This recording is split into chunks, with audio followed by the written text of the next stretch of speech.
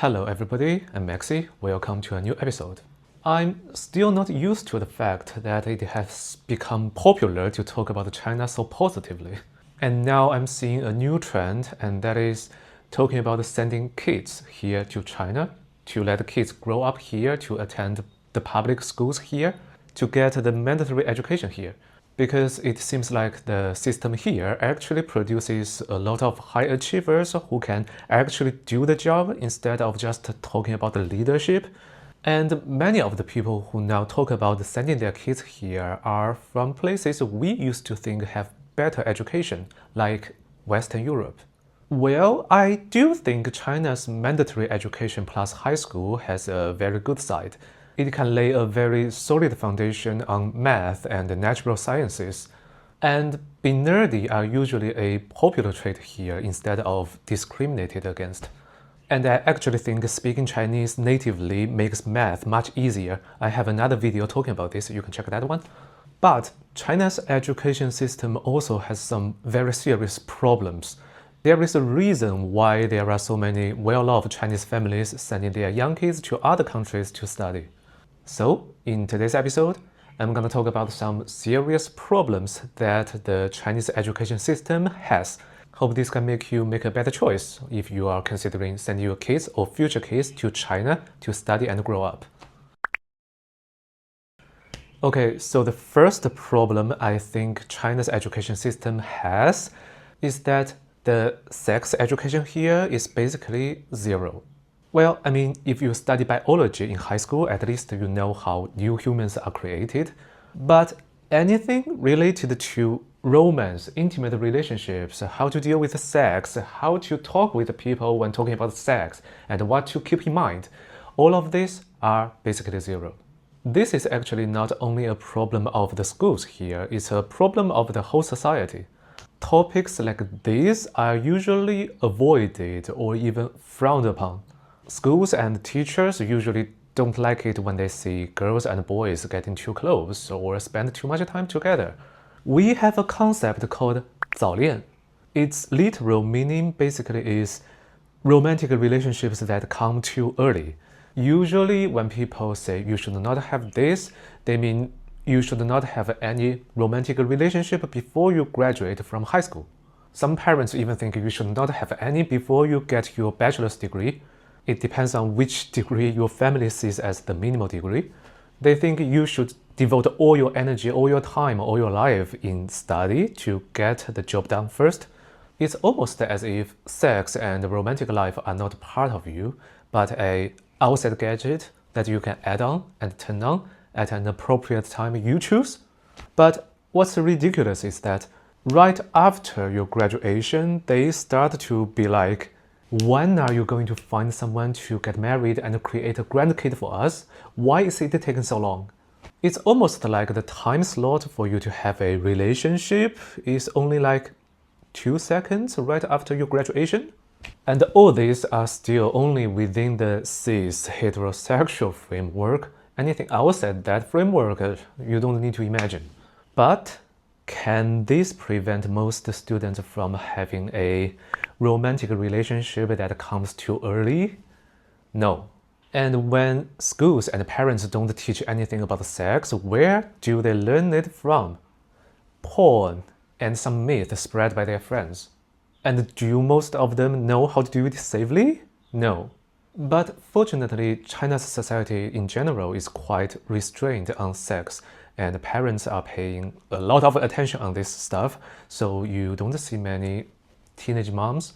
But the problem is, when the kids here can finally do this, they usually don't know how to do it or how to do it safely. So in my opinion, when talking about things like sex and intimate relationships, China is a total mess. If you plan to make your kid grow up here, you need to do a lot of guidance yourself.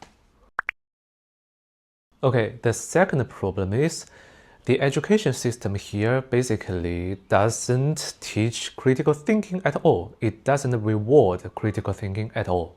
This whole system is an exam-driven, highly functioning machine. It trains you on accuracy and speed. Well, it teaches a lot of knowledge in math and natural sciences, and it goes deep very quickly. That's good, but it doesn't teach critical thinking at all. All the things taught here have standard answers. They don't need your critical thinking. I mean, it is doing quite good a job when laying foundation in math and natural sciences, but when it comes to things like literature or social science, the most classic example is our Chinese language class. This subject's exam has a block called Reading Comprehension. It would give you a passage and then ask you what this passage is trying to convey, what kind of feeling you can feel in it, things like this. And the questions like this have standard answers. They actually teach you some formulas to answer these kind of questions. This has long been a joke in China. Sometimes the passage is an extraction from, say, a novel, and then some people would present this extraction and the questions to the original author. And the original authors usually can barely score anything. Apparently, they don't know what they were trying to express themselves. Another example is that we have this subject called politics, but it doesn't teach you anything like how to analyze a political system. It only teaches rhetorics. The same kind of things happen in the history classes. The history class does not only teach events, they also teach what major events represent, what meaning are there in each major event. All of these have standard answers. By the way, subjects like this that can basically fall into the category of liberal art in English are called 文科 in China. Its literal meaning basically is subjects about text. I once heard a teacher who teaches 文科 in a top university here complains that, do you really think China has 文科? Even Wikipedia knows more than you do. And by the way, again, as the opposite to 文科, the natural sciences are called 理科. Its literal meaning basically is subject about natural laws. So back to critical thinking. It is basically invisible in China's education system.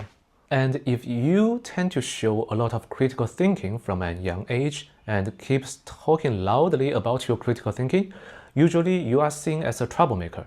And what's really bad about this is that not every student is that clever. Some of them end up thinking this is the right way to think. Well, you need a little bit critical thinking to realize you need critical thinking. And I think this shows a very serious, deep problem in China's education. It doesn't train you on how to identify problems.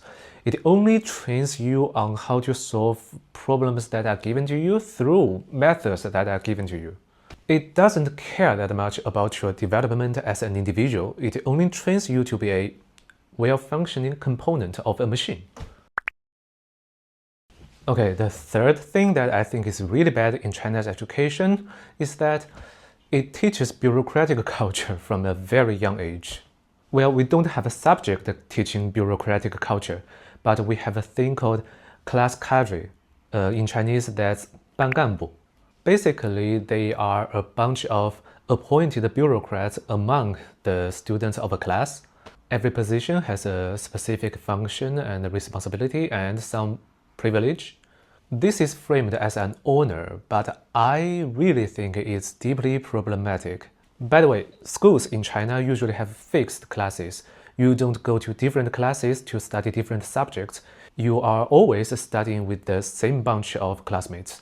And among these classmates, there are bureaucrats. The top one is called 班长. Basically, it's the leader of a class. What's ironic is that they translated it to class monitor. Well, it's not completely wrong because the job of this position is to help the teachers to monitor the other classmates. Anyway, in general, this mechanism nominally gives some students power over the other classmates. But do they really have power? Usually no. Your classmates don't necessarily always listen to you.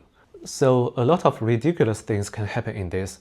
For example, you may see a kid throwing tantrum when they realize they don't really have the power they imagined. Or sometimes you may see some more savvy kids develop something like buying votes or taking bribery to take advantage of the privilege they have in front of the teachers. I mean, On the bright side, of course, you can say this exposed the kids to the ugly side of the real society to get them prepared. But I really don't think we should teach the kids to be a part of the problem. Okay, so these are the major problems I see in China's education system. Again, I want to make it clear, I do think the education here is quite good on laying foundation on math and the natural sciences. But when it comes to a kid's development as an individual, not so much. The parents need to do a lot of guidance. The parents need to devote a lot of time. And okay, that is today's video. Thank you for watching this far. If you like this video, if you like what I do, please leave a like, hype, subscribe, or join my membership program to support the channel financially. The join button is under this video if you have already subscribed or is on my channel homepage. And if you join, you can also see the extra content I post in it. Okay, thank everybody again. I hope to see you in the next video. Bye bye.